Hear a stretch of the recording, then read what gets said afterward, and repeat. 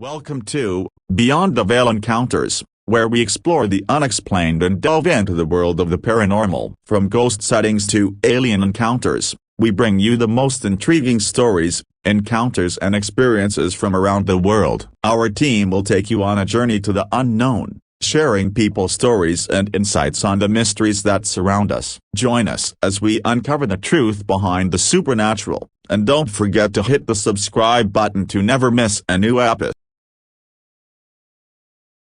Stormy rainy night. It was a dark and stormy night. Maria was driving home from a late-night shift at their hospital. As she drove down the deserted country road, the rain lashed against her windshield, making it difficult to see. Suddenly, her car skidded off the road and came to a halt. She tried to start the engine, but it wouldn't budge. Maria got out of the car and looked around, hoping to find help, but the only thing she could see was a run-down old house in the distance. She knew it was a bad idea to approach a stranger's house in the middle of the night, but she had no other choice. As she walked towards the house, she noticed something strange. The house was completely dark, except for one room on the top floor. There was a flickering light coming from the window, and it seemed to be getting brighter and brighter. Maria reached the front door and knocked, but there was no answer. She knocked again, louder this time, but still no one came to the door. She turned the doorknob, and to her surprise, it opened easily. Inside, the house was eerily quiet.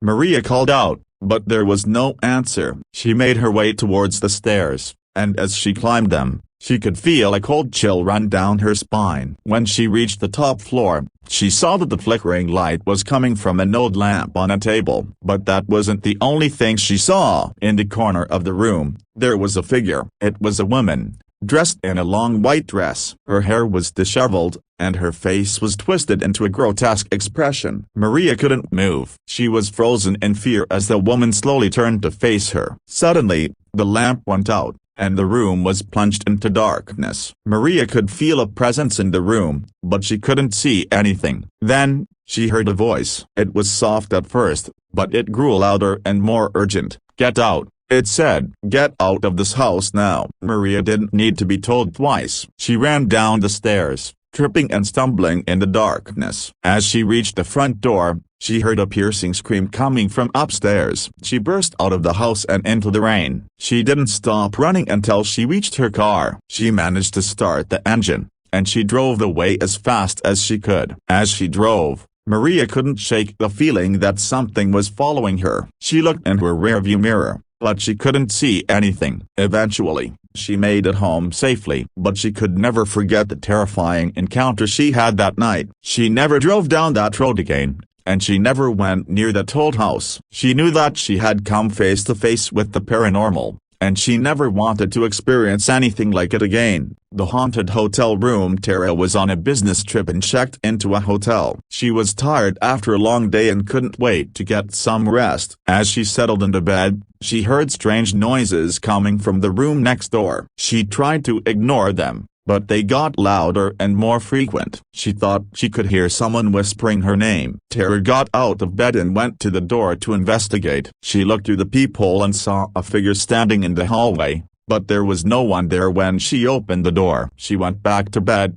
but the noises continued. Then, she felt something brush against her arm. She sat up in bed and saw a woman standing at the foot of her bed. The woman was dressed in old-fashioned clothing and had a pale, ghostly complexion. Tara screamed and tried to get out of the room, but the door wouldn't budge. The woman spoke in a low, menacing voice. "You're not going anywhere," she said. Tara was trapped, with no way to escape. She spent the rest of the night huddled under the covers, too afraid to move. In the morning, Tara checked out of the hotel and never went back. She still has nightmares about the haunted hotel room and the ghostly woman who trapped her there.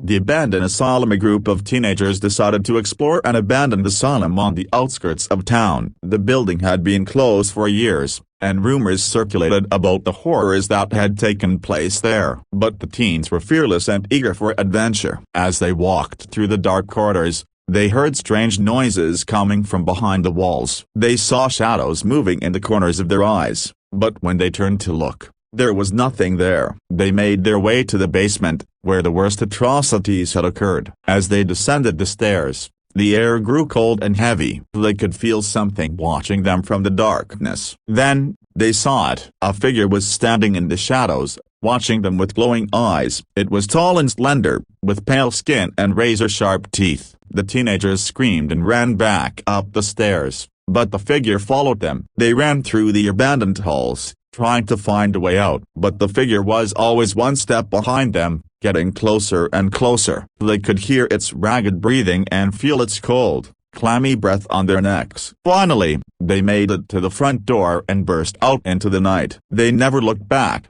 but they could feel the figure watching them from the darkness. They knew that they had come face to face with a paranormal entity that they could never explain or forget.